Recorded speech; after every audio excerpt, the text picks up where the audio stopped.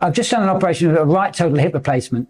Unfortunately, he's young, this guy. He was only 35. He had a avascular necrosis. There are multiple causes of this, but in over half the time, we don't know what the causes are. So, for example, it can be from steroids or from trauma. Maybe he's had a road accident in the past. It can be from excessive alcohol, which we know is not the case.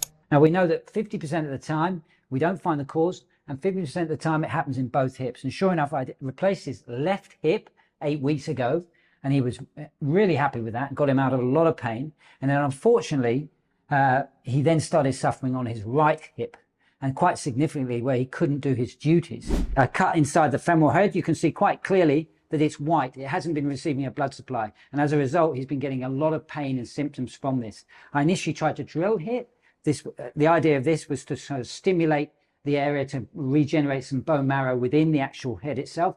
This unfortunately doesn't really work, so we have to then go to a hip replacement. And you can see here it's kind of hard and what we call avascular. It lacks a blood supply within the femoral head. That's why we had to replace it. And he should be fully recovering and up and walking this afternoon in the ward, possibly discharged in 24 hours or 48 hours.